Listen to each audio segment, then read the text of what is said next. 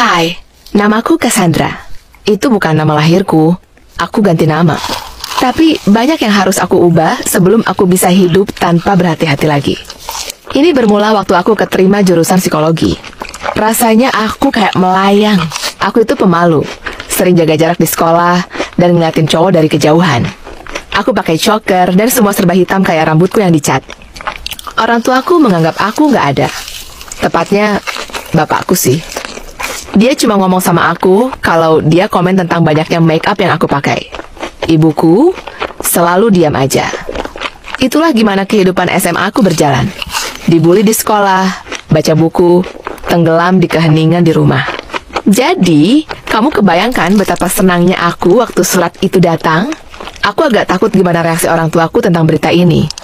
Aku sebenarnya nggak bilang kalau aku daftar kuliah, soalnya aku takut nggak keterima. Tapi aku nggak akan mungkin bisa prediksi reaksi mereka sama sekali. Jadi, aku cuma taruh suratnya di atas meja makan. Bapak menatap tajam ke arahku, lalu ke arah ibu. Ibu agak takut dan cuma menatap bapak. Jadi, aku umumin. Aku keterima. Bapakku menurunkan serbetnya dan menggapai amplopnya. Bapak melihatnya dan menghela nafas. Dia menatapku dan tersenyum. Aku senyum juga. Bapak kira kamu kena penyakit apa? Aku berhenti senyum saat Bapak membaca dengan keras ke ibuku kalau aku dapat beasiswa kuliah. Seminggu kemudian, aku dapat jawabannya. Sama kayak aku, Bapak taruh amplopnya di meja dan mendorongnya padaku. Bapak sama ibu pikir lebih baik kamu pergi ke New York dan cari jati diri kamu.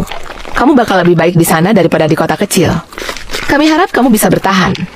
Mata ibuku mulai berair. Aku selalu pingin bisa tinggal sendiri. Tapi entah kenapa ini rasanya nggak enak. Bapakku nggak pernah ngomong langsung, tapi kita berdua tahu kalau aku nggak diharapkan untuk balik lagi. Ternyata kasih sayang mereka nggak lebih dari $10.000. Jadi, itulah gimana aku menghabiskan musim panas dengan mandiri di New York. Aku udah siap untuk mulai bab baru dalam hidupku. Aku implan payudara. Mahalnya bukan main, tapi aku suka banget. Aku dapat kerjaan jarak jauh sebagai admin di perusahaan logistik, dan rumah kecil untuk aku sewa. Dan aku mulai menjelajahi The Big Apple. Tapi aku juga penasaran untuk coba buah yang terlarang.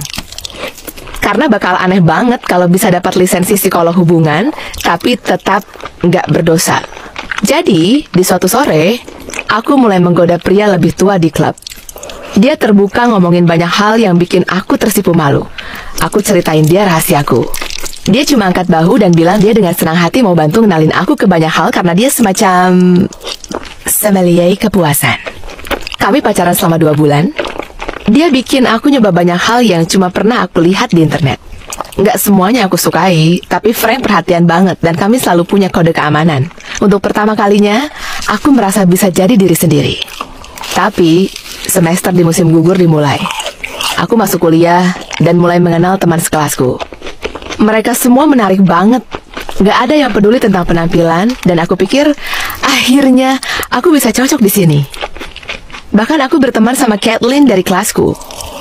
Aku masuk ke kelas psikologi abnormal, dan siapa yang aku lihat? Ya, Frank itu dosennya. Rasanya aku mau pingsan. Dan dia bahkan nggak kaget. Sepanjang pelajaran, Adam pura-pura nggak tahu aku. Tapi ya, aku juga kayak nggak tahu dia sih. Ternyata nama dia Adam, bukan Frank. Aku orang pertama yang beres-beres dan balik badan untuk keluar kelas, tapi Adam ngajak ngomong. Semua orang keluar. Adam mendekat dan bertanya, "Saya harap nggak bakal ada masalah dan kamu bisa berlaku seperti murid saya?" Dia dekat banget. Aku merasa agak terintimidasi. Tapi dia tersenyum, dan aku merasa lega. "Enggak, Pak." "Bagus. Berarti sampai ketemu hari Jumat?" jawab dia. "Tapi kita nggak ada kelas di hari Jumat." Aku bertanya dengan polos. "Iya, tapi saya lihat kamu nggak mengikuti pelajaran hari ini. Jadi, saya mau bantu kamu," katanya sambil mengangkat alisnya. Seseorang dari administrasi masuk, dan Adam mengubah nada bicaranya. Dan dia jalan melewatiku seolah kita nggak ngobrol barusan. Beberapa hari kemudian, aku dapat chat di sore hari dari Adam. Dia mau ketemu. Aku bilang kalau aku mau mengakhiri hubungan kita. Dia bilang dia setuju, tapi dia pingin kita ngomong langsung. Jadi aku ketemu dia di tengah kota. Adam udah mabuk waktu aku sampai. Aku bilang kalau aku mau mengakhiri hubungan kita. Dia nggak terima itu. Waktu aku jalan keluar, dia berusaha menggenggam lenganku. Minggu depannya waktu di kelas, aku jaga jarak dari dia. Tapi hal ini terjadi. Di kelas, Adam tiba-tiba bilang dia mau ngebahas tentang penyimpangan. Lalu dia mulai ngomongin hal yang kita lakuin dengan detail. Di depan semua orang, aku kaget, malu, dan berasa telanjang. Walaupun aku duduk di ujung belakang, aku takut ada orang yang menoleh ke arahku.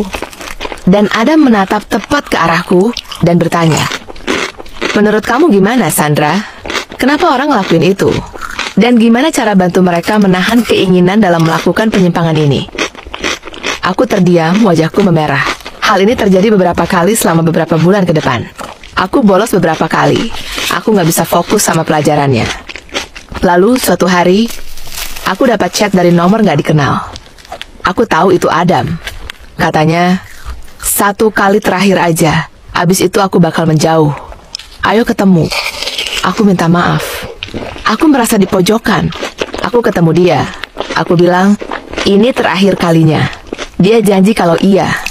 Ternyata enggak. Aku berhenti datang ke kelasnya. Dia mengancam kalau kantorku, pemilik rumahku, dan semua orang di kampus bakal tahu semua tentang aku. Dan aku bakal kehilangan kerjaan dan beasiswaku. Aku di kasur terus selama 2 minggu. Aku mulai depresi. Aku jarang makan. Aku dapat peringatan dari kampus kalau aku bisa kehilangan beasiswa karena sering absen. Aku dapat peringatan dari kantor kalau mereka nggak bisa kasih cuti lagi. Aku ketemu Adam. Di titik itu, aku nggak peduli apa yang terjadi. Aku balik, mandi, dan nunggu panggilan dari dia yang selanjutnya.